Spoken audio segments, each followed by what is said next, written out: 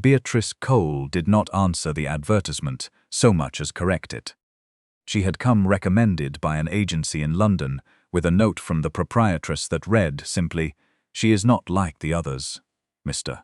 Wicks, who had served Lord Harrow for 22 years and had watched 12 governesses arrive with hope and leave with the particular weariness of people who had tried and been declined without quite knowing why, placed the note on his lordship's desk without comment.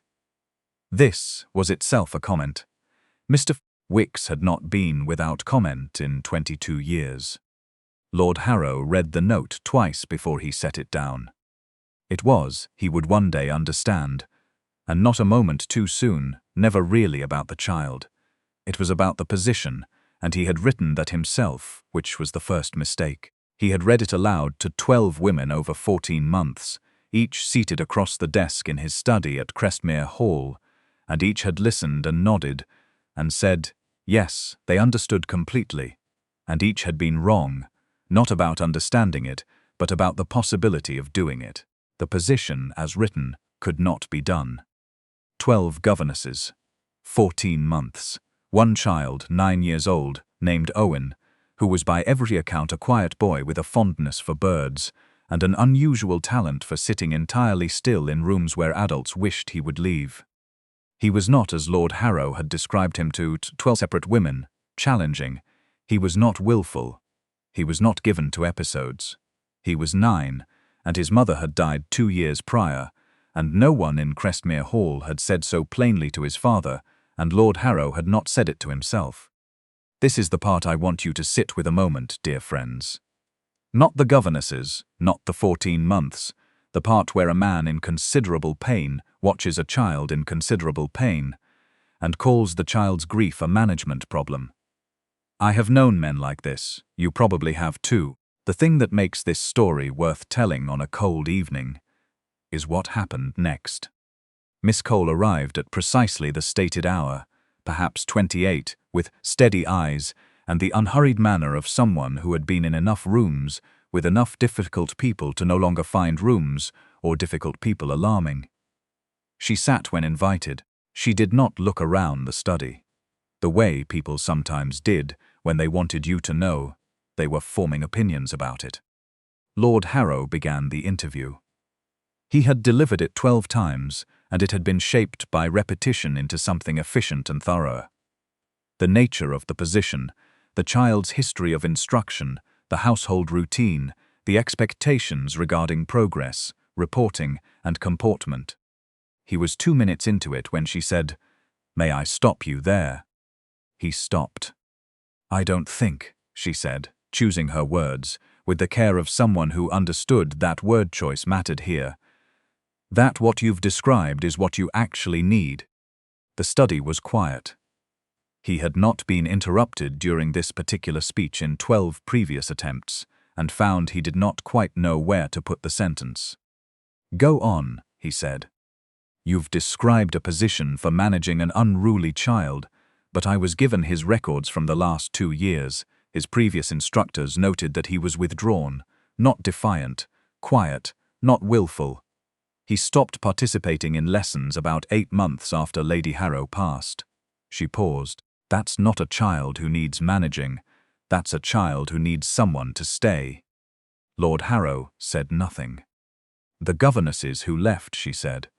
"Did any of them tell you this?" "No." "Did they seem as though they wanted to?" He considered this honestly. 2 of them, perhaps, had begun sentences they had not finished. He had not invited them to finish. "May I ask," she said, with the patient precision of a real inquiry rather than a pointed one, "what you told Owen when the first governess left?" "That we would find someone more suitable." "And the second?" "The same." "And the third, through the 12th?" He was quiet a moment, variants of the same. She folded her hands in her lap. "My lord, Owen has been told 12 times in 14 months that the person assigned to stay with him was not suitable. Do you understand what a 9-year-old concludes from that?" He did not answer. "He concludes that he is the unsuitable one." The room held that sentence for a moment. Lord Harrow looked at his desk, wearing the specific expression of a man encountering an idea that had been available to him for 14 months, and that he had not found because he had not looked in the right direction. "What would you do differently?" he said. "I would stay," she said. "I would not expect him to perform recovery on a schedule. I would sit in rooms where he wants to be quiet and be quiet with him until he decides I'm worth talking to, and I would not." She said it with a care that let the sentence land without cruelty. "Report to you that he is making progress, when what I mean is that he has stopped crying in front of me." The previous governesses sent weekly reports. "I know, I read them." A pause. They were very thorough about his Latin. Something happened at the edge of his expression. Not quite a smile, the near miss of one. "Why are you telling me this?" he said. She looked at him with the assessing directness of someone deciding whether a question deserved its full answer, and decided it did. "Because I have been a governess for 6 years in 4 different households, and in 4 different households I learned to write the reports that were wanted rather than the reports that were true. I decided, before I walked into this study today, that I was not going to do that again." She paused. "If you dismiss me for saying so, then this was not the right position anyway. If you don't, we've established something useful." Lord Harrow, the Earl of Crestmere, looked at the 13th candidate for the position of governess at Crestmere Hall and thought, 12 interviews, and not one person said this. The 13th said in 4 minutes. He either dismissed her for the directness, or he acknowledged that the directness was precisely what he had failed to find for 14 months. "When can you start?" he said. Something crossed her face, brief and quickly managed, the flash of a person who has calculated a risk and found the calculation correct. "Friday," she said, "if that's agreeable." "Friday is agreeable." She stood, he stood. Miss Cole, the previous governesses, were thorough about his Latin, but he left the sentence open. She met his eyes. "Owen knows 12 ways to identify a hawk by its flight pattern and cannot name a single one of his schoolroom instructors from last year. He has been paying attention to the wrong things because no one told him his things were worth paying attention to." A pause. "That is not his failure." "Friday," he said. "Friday," she agreed and left. And the unmistakable air of a woman. Before her footsteps had faded down the halls, wearing the expression of a man who had been adjacent to the conversation and had formed opinions about it. "Not a word," Lord Harrow said. "Of course not, my lord." A pause. "Will she be requiring the east bedroom or the west?" "East." Mr. Wicks nodded, with the contained satisfaction of a man whose instincts had been thoroughly vindicated, and Lord Harrow understood he was going to be very difficult about this for a considerable time. Now, dear friends, if you've been with me this far, I suspect you know the kind of story this is. Not the kind where everything goes wrong. The kind where everything goes right, which is different, and harder to write, and more worth hearing on a cold evening. If this is your first time sitting with me here at Moonlight at Marlowe, I hope it won't be your last. There are more evenings like this one, and it costs you nothing but a moment to stay. But we are not done yet, not even close." She was, as she had implied, very good. Though this was not, in the end, the surprise. Her references were excellent, and her manner in the interview had suggested a person who knew exactly what she was doing. What surprised Lord Harrow was Owen. In the first week, his son ate breakfast without being called 3 times. In the second, Owen appeared in the hall on a Tuesday afternoon, with a book he wanted to show someone, found Miss Cole in the corridor, and showed her instead of retreating, a thing he had not done with anyone in the house in 11 months. In the third week, Lord Harrow heard from the far end of the east corridor his son laugh. He stopped walking. It was a small laugh, the specific sound of a child who has found something actually funny, not the performance of amusement, unexpected, like water, where you hadn't known there was a spring. He did not go to find its source. He stood in the corridor and listened until it faded, then went back to his correspondence and sat at his desk a moment before he picked up his pen, aware that the weight he felt was disproportionate to the event, and aware, too, that he had not known it was a proportion he was capable of feeling. He noticed other things. On the second Thursday, Owen appeared at dinner having brushed his hair, which was either coincidence or a small social effort, and Lord Harrow had learned to be careful about dismissing small social efforts as coincidence. On a Friday afternoon, he passed the library door and heard the particular quality of silence that meant two people were reading in the same room without needing to speak. He did not disturb it. He went back the way he came. On the Wednesday of the fourth week, Miss Cole sent a written note, 3 paragraphs. The first summarized Owen's progress, not academically, but otherwise. He had asked 2 questions that week that were not about lessons. He had chosen his own book from the library for the first time. On Thursday he had mentioned his mother while talking about a bird she had liked, and had not immediately changed the subject. The second paragraph noted 2 things needing attention, one curricular and one not, and the non-curricular one was more important. The third was a question. Had Lord Harrow considered letting Owen join him on the estate rounds, even briefly, even once? He read it twice and wrote back 1 line. The estate rounds are Friday mornings. Owen is welcome if he wishes. She wrote back, he wishes. He has wished for some time. He did not think he was allowed to ask. He put the note down and looked at the wall for a long moment. He had not known Owen wanted this, because Owen had not told him, and Owen had not told him because. He understood it now, sitting in the quiet study. The house had not been a place where Owen believed that wanting things aloud produced results. He had built that house. He had not meant to. He had been grief-stricken and systematic about everything that was not grief, and had built, without noticing, a house where a 9-year-old boy did not ask to accompany his father on Friday mornings. He wrote back, tell him Friday, 7 o'clock. She wrote back, he will be ready at 6:45. He was, in his riding clothes, hair brushed, wearing the specific expression of a child, trying not to show how much something mattered to him. Lord Harrow looked at his son in the front hall and said, "You'll need a warmer coat than that." Owen went and came back in 30 seconds. He had not been going to be the reason they were late. It was the best Friday morning Lord Harrow had spent in 2 years.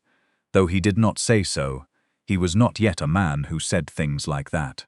Owen asked 12 questions about the estate, and remembered the answers to 11, and pointed out a bird in the south field that his father had not noticed and named it correctly. When they came back, Owen went to find Miss Cole to tell her about the bird, and Lord Harrow stood in the front hall and listened to Whisensunt's steps going fast down the corridor and thought, she did this. 4 minutes in an interview, and she had been telling the truth about everything since. He went to find her. She was in the library, returning a book to its shelf. She heard him and turned. My lord. Miss Cole. He came in. She waited with the patient, unhurried attention of someone who expected he had a reason and was prepared to hear it. Owen named a bird in the south field, a merlin, correctly and without prompting. Something in her expression warmed quietly, in the way of things that are not performed. He's known the merlins for 3 weeks. He was waiting for the right moment to show someone. Lord Harrow looked at the shelves. You've reorganized the natural history section. I hope that's acceptable. The previous arrangement mixed observation guides with taxonomic references.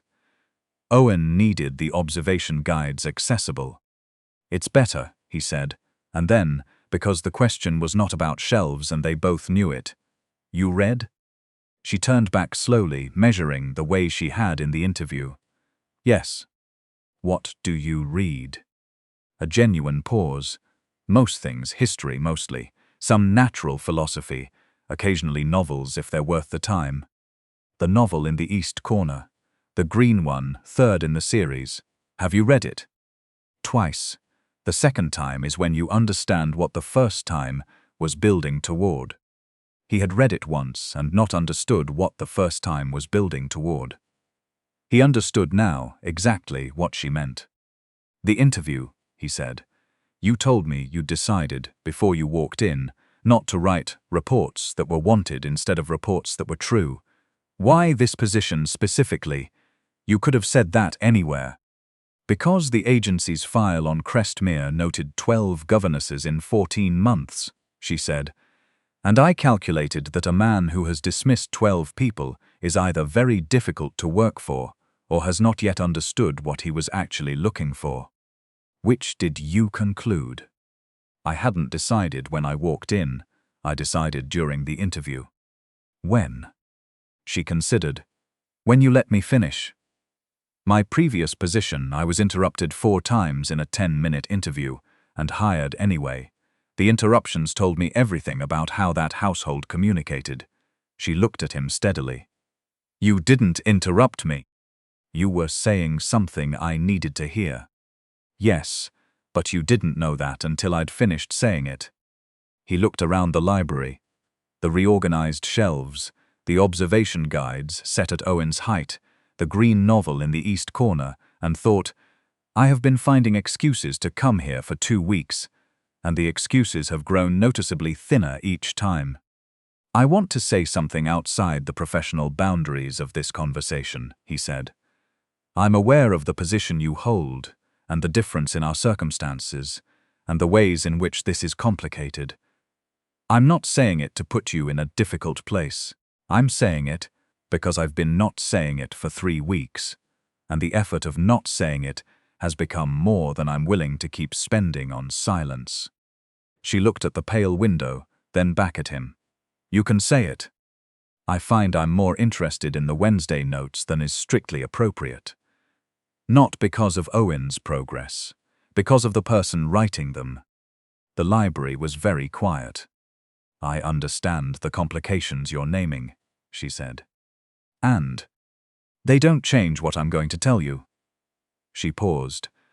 "I came to Crestmere because I had decided to stop managing myself into what was convenient. I said what needed saying in the interview. I reorganized the shelf because it needed doing. I wrote in the Wednesday notes what was true rather than what was comfortable. I am not going to apply a different principle here because the stakes are higher." She met his eyes and held them. "The truth, my lord, is that the interest is not on one side of this conversation." The library held that for a long moment. Outside the pale window, December went about its business. "Come to dinner tonight," he said, "in the dining room, not as the governess. As the person who reorganized my shelves and told my son he was allowed to ask for things, and told me in 4 minutes what 12 people did not tell me in 14 months. As that person, tonight." "Owen will be at dinner," she said. "He'll notice." "Yes. You're not concerned about that." "I'm concerned about the right things in the right order," he said. "You and Owen are at the top of the list." Something moved at the corner of her mouth, the near arrival of something she wasn't quite ready to let arrive. "At 6, he said. "At 6, she agreed. He left the library thinking, 4 hours. Those are going to be a very long 4 hours. He was right, they were, but they ended. Dinner at 6 became dinner every evening.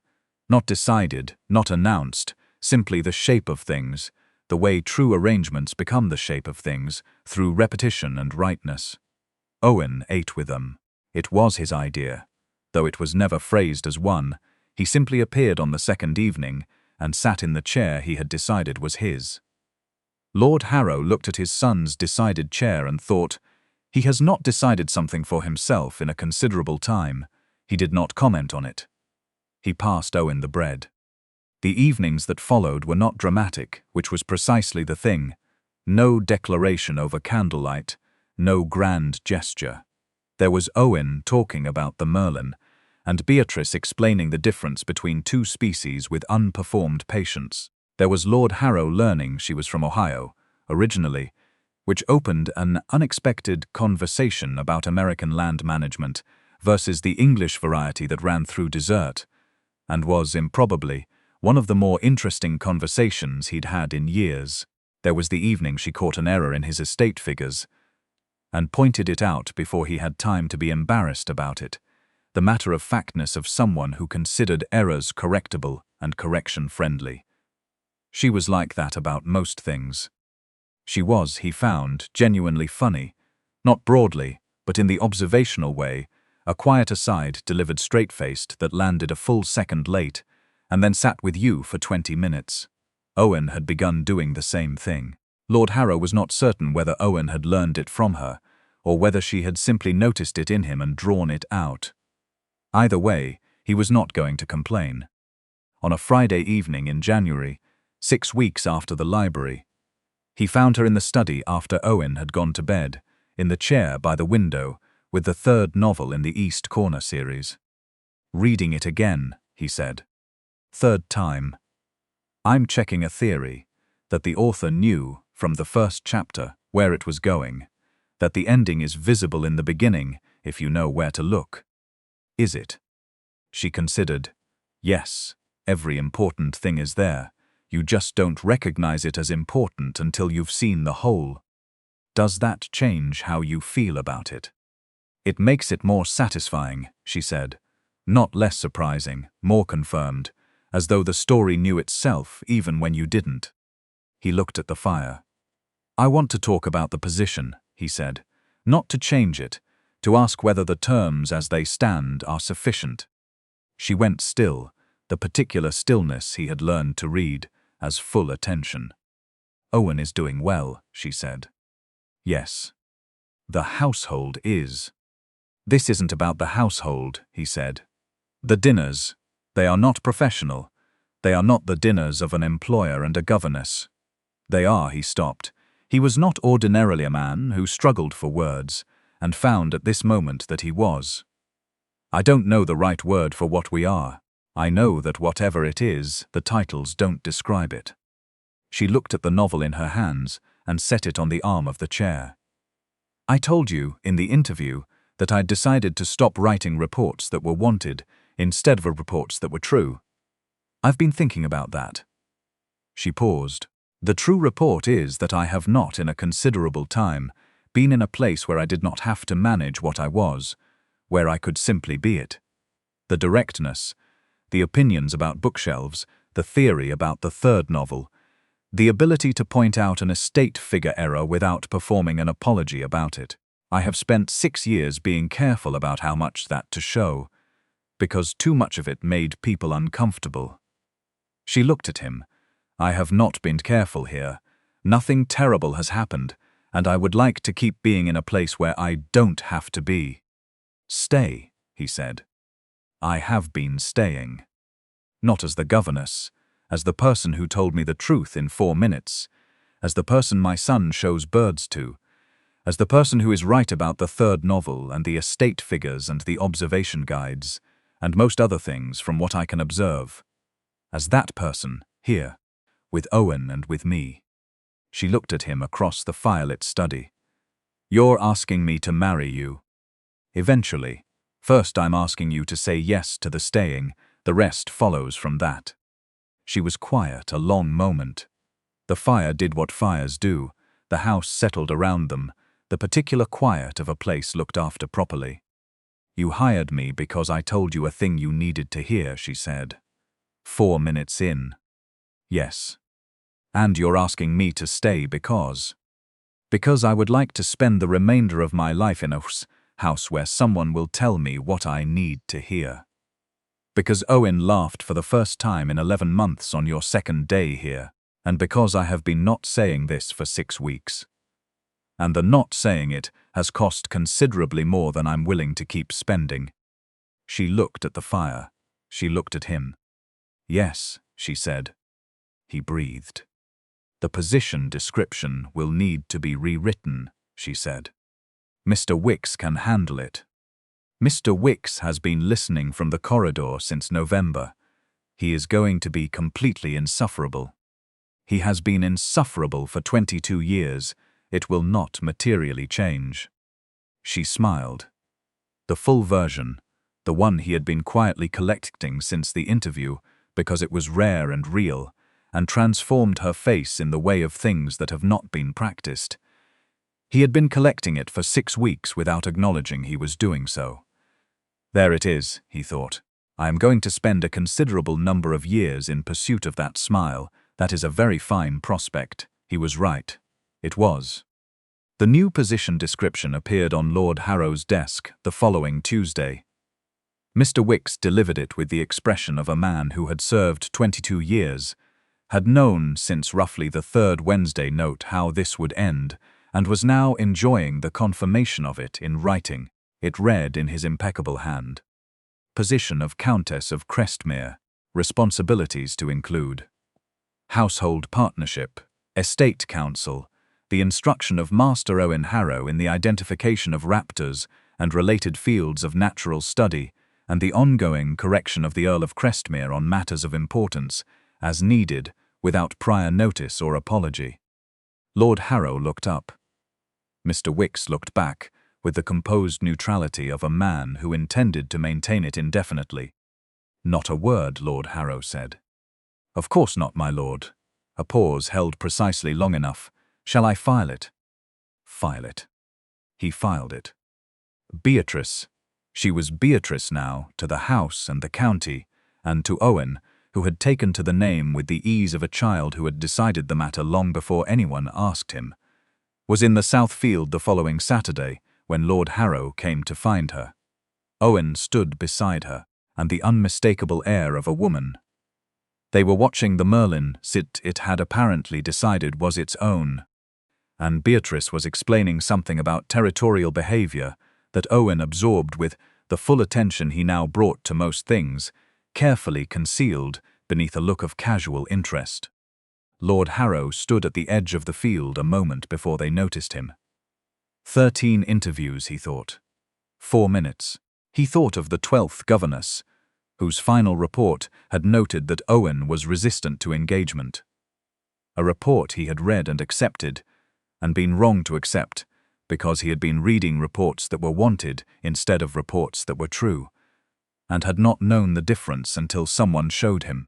The 13th had shown him, on a Wednesday morning, 4 minutes into a description she would not let him finish, in a sentence he had not seen coming, and had recognized, the moment it arrived, as the truest thing anyone had said to him in 14 months.